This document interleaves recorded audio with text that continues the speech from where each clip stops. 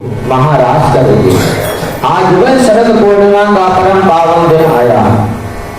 आज भगवान मन में विचार करते हैं कि आज मुझे उन समस्त गोपियों के साथ महाराज करना है। भगवान पिता रात्रि शरदो फुल्ल मल्लिका वीक्षरन्तुं मनश्चक्रे योग माया उपासितः। आज भगवान पिता रात्रि, इस कथा को रास पंचाध्याय कहते हैं। 5 अध्याय में भगवान के इस महाराज का वर्णन है। यह रास पंचाध्याय संपूर्ण श्रीमद् भागवत का हृदय कहा गया है। और इस रास पंचाध्याय में जो गोपी गीत है, भगवान को समस्त गोपियां विरह के कारण पुकारती हैं, रोती हैं। आज वह गोपियों का रोना एक बड़ा सुंदर गीत बन गया। और श्री सुखदेव भगवान कहते हैं, राजन वह गोपी गीत भगवान का प्राण है। तो इस महाराज का भगवान कई प्रकार के कहते हैं सब लोग कि भगवान महाराज के थे। अरे जिस महाराज का प्रारंभ भगवान शब्द से हो रहा है, वह महाराज खराब कैसे हो सकता है? और महाराज का अंतिम शब्द क्या है? धीर, यानी धैर्य।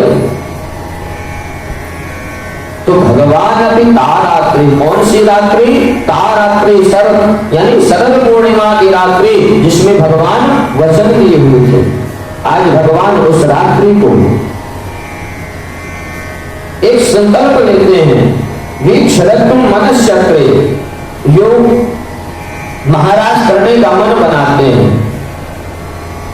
और वन में जाकर के योग माया उपाश्रिता, योग माया का आश्रय लेकर के अपने वेणु में अपनी बंसी निनाद करते हैं। बंसी में बड़ी सुंदर तान छेड़ते हैं। योग माया कौन है? योग माया साक्षात किशोरी राधा रानी है।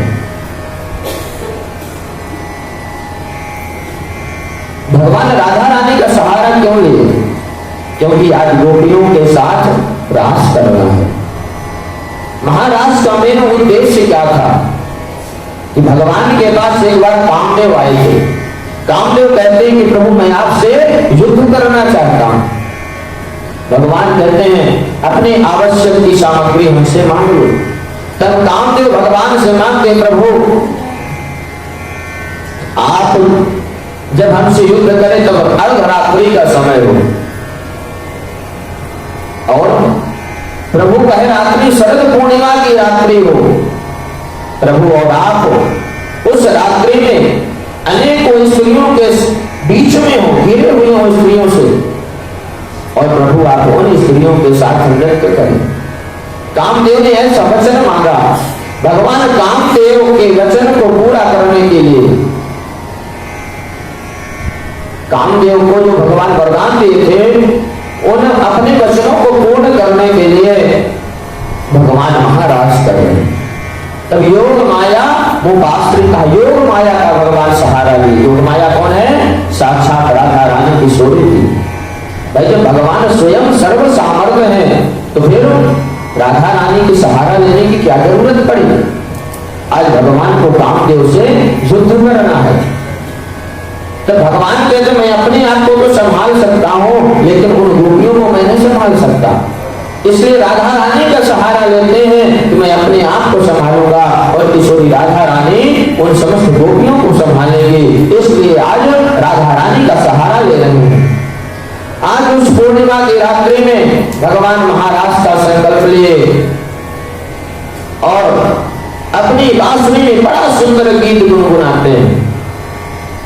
निशम्य गीतं तदनंग वरधनं व्रज स्त्रियः कृष्ण गृहीत मानसा आज मुरण्योन्यमलक्षितोद्यमा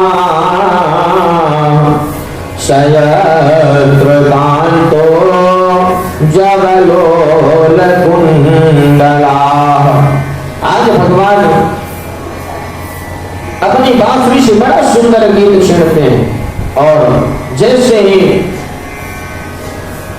वह बांसुरी की ध्वनि बजती है, आज ये बांसुरी की ध्वनि सबको सुनाई नहीं दे रही।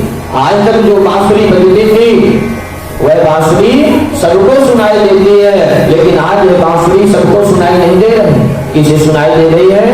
भगवान जिन गोपियों को महाराज में बुलाना चाहते हैं, आज केवल उन्हीं गोपियों को उस वह बांसुरी की तान सुनाई देती है। और जैसे ही बांसुरी की तान सुनाई दी, आज गोपियां अपने अपने शरीर का भान भूल गई। आज गोपियां उस बांसुरी की तान में खींची हुई चली आ रही हैं। यहाँ पर श्री सुखदेव भगवान कहते हैं, राजन जैसे ही बांसुरी की ध्वनि सुनाई पड़ी, उस समय पर एक गोपी गाय दुहने के लिए जा रही थी, बछड़ा खोली और जैसे ही बछड़ा खोली उतने में बांसुरी की ध्वनि सुनाई पड़ी। गाय दुहने का पात्र वहीं पर फेंक दिया और भगवान की ओर खींची चली गई। एक गोपी भोजन परोस रही थी, वह गोपी भोजन परोसना बंद करके हाथ में कचरी लेकर के दौड़ते हुए चली गई और एक गोपी अपना श्रृंगार कर रही थी। तो जो श्रृंगार कर रही थी, एक कान में कुंडल पहनी और दूसरे कान में कुंडल पहन नहीं रही थी, उसी समय बांसुरी की ध्वनि सुनाई पड़ी तो वह दूसरे कान में बिना कुंडल पहने चली गई। यहाँ पर एक संत कहते हैं कि गोपियों की कैसी स्थिति हो गई थी। जो गोपियां श्रृंगार कर रही थी उनकी कैसी स्थिति थी कि जैसे तैसे उल्टे सीधे ग्रह कारज निपटाई, उल्टे कर श्रृंगार गुजरिया वंशीवट को धाई रे। यानी उल्टे सीधे श्रृंगार करके सीधे वंशीवट की ओर चल पड़ी। एक गोपी प्रसाद बना रही थी, वह जैसे प्रसाद बना रही थी तो आज भगवान की बांसुरी की ध्वनि सुनाई दिया, उसे अपने आप का भान भूल गया। संत कहते हैं कि जैसे ही गोपियों को बांसुरी की ध्वनि सुनाई दी तो गोपियों की कैसी स्थिति हो गई थी कि पग में कंगन कर में पायल कान बुलाक लगाई रे, नयन महावर पग में अंजनों की कुली कपोल चिपकाई रे। खीर में नून दाल में शक्कर माखन में मिर्चाई रे, अगव को साग ससुर को भूसी ऐसी मति गौराई रे। यानी जब प्रसाद बनाती गोपियां तो खीर में नमक डाल देती हैं, दाल बनाती शक्कर डाल देती हैं, मक्खन निकाल उसमें मिर्ची डाल देती है, पानी डालना चाहिए ना मक्खन उसमें मिर्ची डाल देती है। जब भोजन परोसती हैं तो जब गैया मैया को भूसा डालने जाती हैं तो सब्जी रोटी लेके चली जाती है। जब घर में भोजन परोसती हैं तो भूसा लाके डाल देती है। ऐसी स्थिति हो गई थी गोपियों की, मतलब अपने अपने शरीर का घर का भान भूल गई थी। और भान भूले क्यों नहीं भाई? जब यमराज का बुलावा आता है तब कोई रुकता है क्या? जब यमराज का बुलावा आता है तब कोई नहीं रुकता। तो आज ब्रजराज बुला रहे हैं तो आज ब्रजराज के बुलाने पर कौन रुक सकता है? कोई नहीं रुक सकता। और ये जो गोपियां थी, ये गोपियां कौन थी? इसमें से गोपियां 4 प्रकार की थी। कौन कौन सी गोपियां थी? 4 प्रकार की। एक श्रुति रूपी गोपियां थी जो कि उपासना कांड में वेद मंत्र 16,000। ये सब गोपियां मूर्तिमान होकर के ये सब वेद गोपियां बनी थी। दूसरी ऋषि रूपा गोपियां थी, जो ऋषि महात्मा संत थे वह सब गोपियां बन करके आए थे, समस्त ऋषिगण गोपियां बने थे। और तीसरे नंबर पर आते हैं साधन सिद्धा गोपी। साधन सिद्धा गोपी कौन है? तुलसीदास जैसे संत। संतादिक ऋषि जैसे संत महात्मा जैसे भगवान के साथ लीला करने के लिए जैसा गोपी का रूप धारण किए हुए थे। और चौथे नंबर पर आते हैं स्वयं सिद्धा गोपी, जो अपने आप में स्वयं सिद्ध है, जैसे सुखदेव भगवान है, वेद व्यास भगवान है। ये सब गोपी बन करके आए कि भगवान के संग लीला करेंगे, आनंद प्राप्त करेंगे। तो बात यह, गोपियां भगवान के बुलाने पर रुक सकती हैं क्या? नहीं रुक सकती। एक गोपी अपने घर से जा रही थी, जाते जाते उसके पति आए, हाथ पकड़ करके दरवाजे के अंदर बंद कर दिए। वह गोपी आज मन में विचार करती है कि आज वह सब गोपियां धन्य हैं जो आज परमात्मा का अंग संग प्राप्त करेंगे। आज मेरा जीना अधिकार है। जहुर गुणम मयम देहा सत्या प्रक्षीण बंधना। आज वह गोपी अष्टांग योग के द्वारा अपने गुण में शरीर का परित्याग करके आत्मा के द्वारा भगवान के पास पहुंच जाती है। वह सब गोपियां भगवान के पास पहुंची। जैसे भगवान के पास पहुंची, भगवान उनका स्वागत करते हैं कि स्वागतं वो महाभागा प्रियं किं कर्माणि वः व्रजस्यानामयं कक्षे ब्रूतागमनो कारणम्। देखियो, आओ, आपका स्वागत है।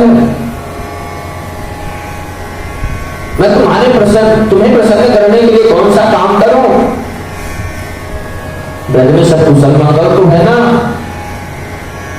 अरे देवी, अर्धरात्रि में ब्रूतागमन कारण, अर्धरात्रि में आने का यहाँ पर क्या कारण था?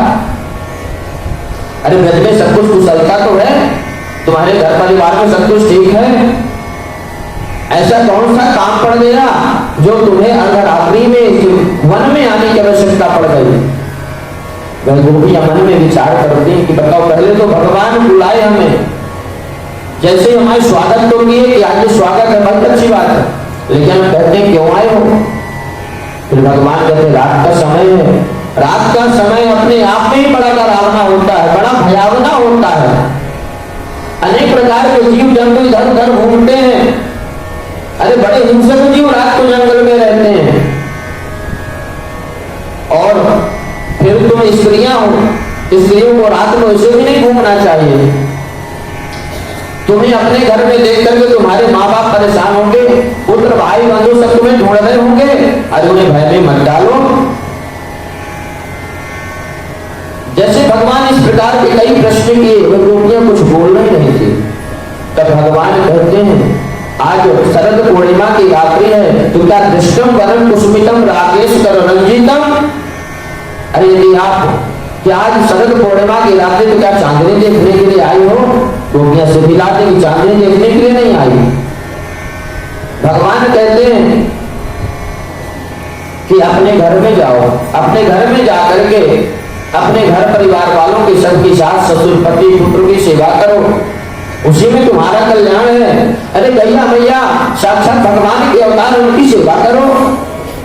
उनके बछड़े रो रहे होंगे, रफा रहे होंगे, उन्हें दूध पान करवाओ जा करके। फिर भी गोपियां से हिला दी। भगवान कहते तो फिर क्या मुझसे मिलने के लिए आए हो? जैसे इस तरह भगवान बोले, गोपियां फिर भी कुछ नहीं बोल रहे हैं। भगवान कहते हैं मुझसे मिलने के लिए आई हो यहाँ, तो इस आधी रात को जंगल में आने की क्या आवश्यकता थी?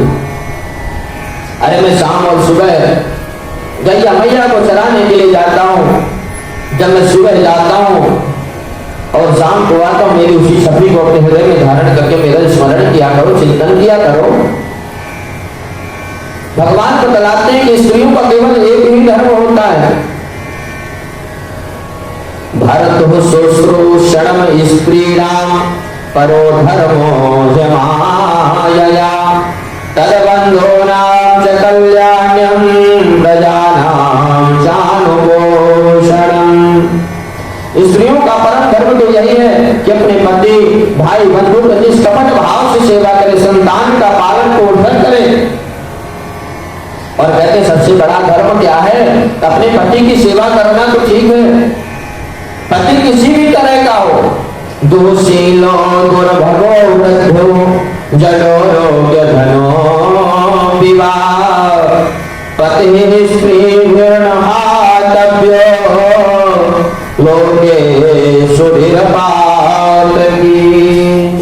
अरे अपने पति किसी भी प्रकार के उनका परित्याग नहीं करना चाहिए, कितने भी बुरे स्वभाव का हो उसका परित्याग नहीं करना चाहिए, भाग्यहीन हो उसका परित्याग नहीं करना चाहिए, बूढ़ा हो, मूर्ख हो, रोगी हो, निर्धन हो, किसी भी हाल में उसे छोड़ना नहीं चाहिए।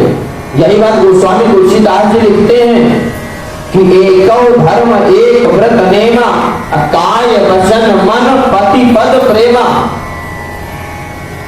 यानी स्त्रियों के लिए सबसे बड़ा एक धर्म बतलाया गया, एक ही व्रत बतलाया गया। कौन सा व्रत? काय मने शरीर से, वचन मने अपनी वाणी से, मन मने अपने मन से क्या करना चाहिए? पति पद प्रेमा, पति के चरणों से प्रेम करना चाहिए, पति से प्रेम करना चाहिए। एक शिव पुराण में बड़ा सुंदर काशी खंड में श्लोक आता है स्त्रियों के लिए, माताओं के लिए। जो माताएं इधर उधर घूमती हैं और घर में अपने पति की सेवा नहीं करती, तीर्थ स्नानार्थिनी नारी पतिं पादोदकं विवेद शंकरादर विष्णोर्वा पतिरेको धृता स्त्रियः। जितना फल एक मां को, एक स्त्री को तीर्थ में स्नान करने का फल मिलता है, उतना फल अपने पति के चरण धो करके चरणामृत का पान करने में फल मिल जाता है। तो फिर कहे के लिए तीर्थ जाना चाहिए? नहीं जाना चाहिए। भगवान कहते हैं गोपियों से, श्रवणात् दर्शनात् ध्यानान्वय भावो निकीर्तनात् न तथा सन्निकर्षणो प्रतियाग सतोग्रहान्। मेरी लीला और गुणों को श्रवण करो, मेरे रूप का दर्शन करो, कीर्तन करो और ध्यान से मेरे प्रति अनन्य प्रेम की प्राप्ति करो। तुम लोग अभी अपने अपने घर लौट जाओ। जैसे भगवान घर लौटने के लिए बोले, आज स्त्रियों का मनोरथ भंग हो गया। आज में गोपियां कहती हैं यदि आज भगवान के सामने नहीं बोले तो जीवन में कभी नहीं बोल पाएंगे। गोपियों गोविंद भाषिता, भगवान के इस तरह अप्रिय भाषण को सुन करके गोपियां उदास हो गई, खिन्न हो गई। समस्त गोपियां अपने अपने सिर को नीचे किए हुए अपने पैर के अंगूठे से जमीन खोद रही थी। आज में बड़ा दुख हुआ। आज गोपियां भगवान से कहते हैं, इसी का नाम भागवत जी में प्रणय गीत है कि एवं विभोरहति भवान गदितुं नृशंसं सत्यं सर्व विषयास्तव पादमूलं भक्ता भजस्व गुरवः ग्रहवाञ्छयास्मान् देवो यथादि पुरुषो भजते मुमुक्षु। गोपियां कहती है प्रभु आपको इस प्रकार से निष्ठुरता भरे वचन नहीं बोलना चाहिए। हे प्रभु हम आपके लिए सब कुछ छोड़ करके आपके पास आए हैं। अरे संसार में किसी को नहीं जानते, केवल आपके चरणों से प्रेम करते। प्रभु इस तरह हमारा परित्याग मत करो।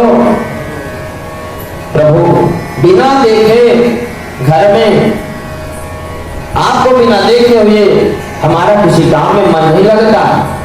चित्तम सुखेन भवतां पश्यतं गृहेषु यन्निर्विशत्युतमपि करावविगह्य भक्ति पादौ पदं न चल तस्तव पादमूलमाद् यामागतं व्रजमथो करवाम किमु वा। हे प्रभु घर में हमारा मन किसी काम धंधे में नहीं लगता, इसी से हमारे हाथ भी उन्हीं में रमे हुए हैं। परंतु आप हमें देखते देखते वे हमारे मन को लूट लिए। प्रभु जो हमारे पैर में आपके चरण कमलों को छोड़ करके दूर नहीं जाना चाहते, एक तक हटने को तैयार नहीं है, फिर हम प्रभु किस पैर से अपने ब्रज में जाएं? और यदि वहां जाएंगे भी तो क्या करेंगे प्रभु? जब आप नहीं हैं, आपके बिना तो प्रभु हमारा एक क्षण का समय वर्षों के समान व्यतीत होता है। और प्रभु जब से आप इस बांसुरी से इतनी सुंदर संगीत छेड़ा है, इतनी सुंदर मधुर ध्वनि छेड़ा है, तब से प्रभु हमारे हृदय में आपसे मिलने की उत्कंठा जागृत हो रही है। प्रभु हम जब से आए हैं प्रभु, आप तब से हमें उपदेश देते जा रहे हो। प्रभु अब तक जिसने भी आपके चरणों शरण ग्रहण की है उसके सारे कष्ट आप मिटा दिए। प्रभु आप हम पर भी कृपा करो।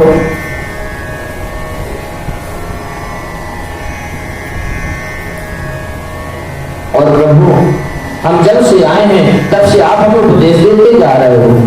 प्रभु हम उपदेश सुनना नहीं चाहते और आप उपदेश देते ही जा रहे हो। प्रभु आपको उपदेश देने का अधिकार किसने दे दिया? क्या किसी को जबरदस्ती बैठा करके पकड़ करके उपदेश सुनाया जा सकता है क्या? प्रभु हम उपदेश सुनना नहीं चाहते और आप हमें उपदेश सुनाए जा रहे हो। प्रभु हम तो केवल आपके चरणों से प्रेम करते हैं, आपके उपदेश से प्रेम नहीं करते। प्रभु आप हमें अपनी दासी के रूप में स्वीकार करो। प्रभु हमें अपनी सेवा का अवसर प्रदान करो। इस तरह गोपियों की मधुर वाणी को सुन करके भगवान प्रसन्न हो गए। भगवान का हृदय दया से भर गया।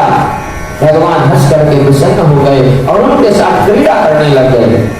जैसे ही क्रीड़ा करने लगे उसी समय कामदेव आते हैं भगवान से युद्ध करने के लिए। कामदेव 4 बाण चलाते हैं, मारण, मोहन, उच्चाटन और वशीकरण। भगवान आज कामदेव के इन 4 बाणों को असफल करते निस्तेज कर देते हैं। कामदेव प्रसन्न हो जाते हैं कि प्रभु आज तक दुनिया में मुझे कोई नहीं जीत सका, संसार में मैं सबको जीता हूं। प्रभु आज आप मुझे जीत लिए। आज कामदेव भगवान का नाम अच्युत देता है। बोलिए अच्युत भगवान की। अच्युत का मतलब समझते हैं? जिसे कोई जीत ना सके उसका नाम अच्युत है। आज जैसे भगवान क्रीड़ा कर रहे थे उस समय पर गोपियों को अभिमान हो गया कि देखो धन्य हमारा सौभाग्य कि आज परब्रह्म परमात्मा हमारे इशारों पर थिरक थिरक कर नृत्य कर रहा है। हम जैसे बोलते उस तरह नृत्य करता है। आज गोपियों अपने सौभाग्य का अभिमान हो गया है। अभिमान 4 तरह के होते हैं। कौन कौन से?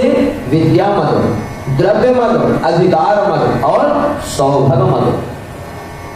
कोई बहुत बड़ा विद्वान हो जाए उसे अपनी विद्या का अभिमान हो जाता है, मुझसे बड़ा विद्वान कोई नहीं।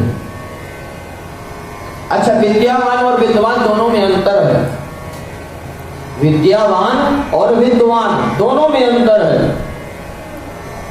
रावण विद्यावान था, विद्वान नहीं था।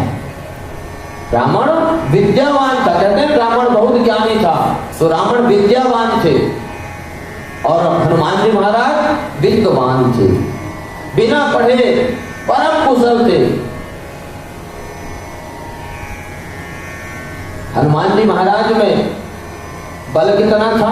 अतुलित बलधाम। और ज्ञान कितना था? ज्ञानी नाम अग्रगण्यम, ज्ञानियों में अग्रगण्य थे हनुमान जी महाराज। और गुण कितने थे? सकल गुण निधानम, ऐसे कोई गुण नहीं थे जो हनुमान जी महाराज में ना थे। और वानरा नाम अधीशम, राजा थे वानरों के। और भक्त रघुपति प्रिय भक्तम, भक्तों में भी भगवान के परम भक्त थे। कितने भक्त थे कि राम काज की है बिन मोहि कहां विश्राम। भगवान का जब तक हम कार्य नहीं करते तब तक हमें विश्राम लेने की फुर्सत नहीं है। तो ये तो होता है विद्वान और विद्यावान। तो विद्या का भी एक अभिमान होता है, मद होता है। इसलिए भगवान यदि आपके पास विद्या दी तो इसका अभिमान नहीं करना चाहिए। फिर होता है द्रव्य का मद, पैसे का अभिमान। यदि भगवान हमें धन दिए, दौलत दिए, उसका अभिमान नहीं करना चाहिए। अरे धन दौलत यदि भगवान हमें दे तो उससे धार्मिक आयोजन करना चाहिए, धर्म में लगाना चाहिए। और यदि हम सीना तान के चलने लगे कि संसार में हमसे बड़ा आदमी कोई नहीं है, तब जैसे ही मैं आता है उसी समय भगवान उस मैं को नीचे कर देते। तीसरा होता अधिकार मद। जैसे किसी को कोई अधिकार मिल जाए, जैसे हमें कोई पद मिल जाए, हम अपने पद का दुरुपयोग करें, ये अधिकार मद होता है। और सौभाग्य मद, अपने सौभाग्य का मद। जैसे आप लोग हर बार तीर्थ में कथा सुनते हैं, यह भी एक सौभाग्य है, इसका भी अभिमान होता है। हमें भी तीर्थ में कथा सुनाने का सौभाग्य प्राप्त होता है, सौभाग्य का अभिमान होता है। तो यह सौभाग्य मद, ये सौभाग्य का अभिमान नहीं करना चाहिए। ये भगवान की कृपा है जो हमें और आपको तीर्थ में कथा सुनने और सुनाने का अवसर प्राप्त होता है। ये भगवान की अहेतुकी कृपा है। इसमें अभिमान किस बात का करना चाहिए? नहीं करना चाहिए। आज गोपियों को सौभाग्य मत यानी अपने सौभाग्य का अभिमान हो गया कि देखो परम ब्रह्म पूर्ण परमात्मा हमारे इशारों पर थिरक थिरक करके नृत्य कर रहा है। जैसे ही गोपियों का अभिमान हुआ तो अंतर्हिते भगवती सहसैव व्रजांगनाः, आज उन समस्त गोपियों के मध्य से भगवान एक गोपी को लेकर के अंतर ध्यान हो गए। एक गोपी को अभिमान नहीं था, बाकी सबको अभिमान था। जैसे ही अंतर ध्यान हो गए, गोपियां भगवान को ढूंढने लगी कि हे प्रभु, हम आपके पास आए हैं, प्रभु इस तरह से हमारा परित्याग मत करो। भगवान नहीं आ रहे तो भगवान की लीला का अनुकरण करती हैं कि यदि हम गलत लीला करेंगे तो भगवान आकर के बताएंगे कि मैंने पूतना को इस तरह से नहीं मारा था, इस प्रकार मारा था, मैंने तृणावर्त को इस प्रकार मारा था। इसलिए जब हम गलत लीला करेंगे तो भगवान हमें आकर के बतलाएंगे। तो गोपियां लीला करती हैं, पेड़ पौधों से पूछती हैं कि दृष्टो वहा कच्चिदस्वत्थो वृक्षण्यको धनो मना। पीपल के पेड़ के पास जाती हैं, पाकर के पेड़ के पास जाती हैं, बरगद के पेड़ के पास जाती हैं। अरे वृक्षों, तुमने तो जरूर बलराम के छोटे भाई को देखा होगा, हमारे परम पिता परमात्मा भगवान प्रभु श्री कृष्ण को तो देखा होगा। उसी समय हवा का झोंका आता, पत्ते हिलने लगते हैं। कहते तुम तो हमें क्या बताओगे, तुम तो पहले से सिर हिला रहे हो, पीपल के पत्ते हमेशा हिलते रहते। कच्ची तुलसी कल्याणी गोविंद चरण प्रिय, तुलसी के पास जाती हैं कि हे तुलसी माता, तुम तो हमेशा भगवान के चरणों पर शोभायमान होती है, तुम्हें जरूर पता होगा कि हमारे प्यारे प्रभु कहाँ हैं। उसी समय एक हवा का झोंका आता है, तुलसी हिलने लगती है। तब गोपियां कहती हैं अरे तू तो हमारी सौतन है, तू हमें क्यों बतलाएगी? भाई जो प्रभु हमें प्यारे वही प्रभु तो तुम्हें भी प्यारे, हमें क्यों बतलाएगी तू? पृथ्वी माता से पूछती हैं हे पृथ्वी देवी, तुमने ऐसी कौन सी तपस्या किया था कि परम प्रभु परमात्मा श्री कृष्ण के चरण कमल सदैव आपको स्पर्श करते रहते? तुम्हें जरूर पता होगा कहां से परम पिता परमात्मा गए हैं हमें। इस तरह से भगवान को बुला रहे हैं और जा रहे हैं, लीला का अनुकरण करती हैं। एक गोपी पूतना बन गई, एक गोपी कृष्ण बन गई, एक गोपी यशोदा मैया बन गई। पूतना बनी गोपी भगवान को उठा करके लेकर के जाती है और एक जगह जाकर के अपने आप गिर जाती है, भगवान उसके ऊपर खेलने लगते हैं जो भगवान रूपी गोपी बनी थी। एक गोपी भगवान बनती है, घुटने के बल चलने लगते हैं कि मैं भगवान हूं, मैं कृष्ण हूं। एक गोपी बांसुरी बजाकर दूसरी गोपियां गैया मैया बन जाती हैं, बुलाती हैं इधर आओ इधर आओ इधर आओ। इस तरह से गोपियां अनुकरण करती हैं। गोपियां कहती हैं प्रभु आपने ब्रजवासियों की आंधी तूफान पानी से कह बोले थे कि मत डरो, मैंने उससे बचने का उपाय निकाल लिया, गोवर्धन धारण कर लिया। ये लीला गोपियां करती हैं। एक गोपी अपने हाथ से चुनरी उड़ाती है और कहती देखो मैंने गोवर्धन को उठा लिया, गोवर्धन को उठा लिया। एक गोपी काली नाग बन जाती है, एक गोपी कृष्ण बन जाती है। कृष्ण बनी गोपी काली नाग बनी गोपी के ऊपर चढ़कर के नृत्य करने लगती है कि देखो मैं कृष्ण हूं, मैं कृष्ण बन गई, मैं कृष्ण हूं, देखो आज मैं तांडव नृत्य कर रही हूं। इस तरह से गोपियां भगवान को ढूंढते हुए जा रही थी। जिस गोपी को भगवान लेकर के जा रहे थे, एक जगह रास्ते में पुष्प बिखरे पड़े थे। गोपियां रास्ते ढूंढते हुए जा रही हैं, भगवान के चरण चिन्ह दिखाई दे रहे हैं। एक गोपी कहती अरे पहला देखो देखो यहाँ पे भगवान के चरण चिन्ह दिखाई दे रहे हैं। एक गोपी दूसरी गोपी आती है और कहती अरे भगवान के चरण चिन्ह के साथ एक और चरण चिन्ह दिखाई दे रहे हैं, जरूर कोई ना कोई भगवान के साथ जरूर एक कोई गोपी है। संतों का मानना कि वह गोपी साक्षात स्वयं किशोरी राधा रानी थी। एक जगह रास्ते में पुष्प बिखरे हुए पड़े थे, वह गोपियां कहती जरूर यहाँ पर भगवान उस माननी गोपी का श्रृंगार किए होंगे पुष्पों से अपने हाथ से। कितनी सौभाग्यशाली है वह गोपी जिसका श्रृंगार भगवान अपने हाथ से किए होंगे। वह उस गोपी को भगवान लेकर के जा रहे थे। एक रास्ते में कहती है वह गोपी कि प्रभु मेरे पैरों में दर्द होने लगा है, प्रभु मुझे आप अपने कंधे में बिठा लीजिए। भगवान झुक करके कंधे में बिठाने की चेष्टा करते हैं। वह गोपी जैसे ही पैर उठाती है वहां से भगवान अंतर ध्यान हो जाते हैं। वह गोपी वहीं पर बैठ करके विलाप करने लगती है कि ना जाने ऐसा विचार मेरे मन में आया कैसे कि मैं परम प्रभु परमात्मा के कंधे पर बैठ जाऊं। इधर से गोपियां जा रही थी, कहती देखो देखो गोपी यहाँ पर भगवान के चरण चिन्ह और ज्यादा धंसे हुए दिखाई देते हैं पृथ्वी में। एक गोपी कहती जरूर उस गोपी को भगवान अपने कंधे पर बैठाए होंगे। ढूंढते हुए विलाप करते हुए जा रहे थे, रास्ते में वह गोपी बैठ करके विलाप कर रही थी। कहते हैं अरे बहना तुम्हारे साथ भगवान नहीं आए, प्रभु नहीं आए, हम तो सोच रहे थे तुम्हारे साथ है भगवान। आज वह समस्त गोपियां मिल करके मां यमुना के पावन तट पर आती हैं, परमात्मा को पुकारती हैं कि हे प्रभु हम आपको पुकारती, हम आपकी दासी हैं, प्रभु इस तरह से हमारा परित्याग मत करो। और विलाप करते हुए रो रहे हैं। श्री सुखदेव भगवान कहते हैं राजन आज गोपियों का रोना ही गीत बन गया है। एक बार तो आजा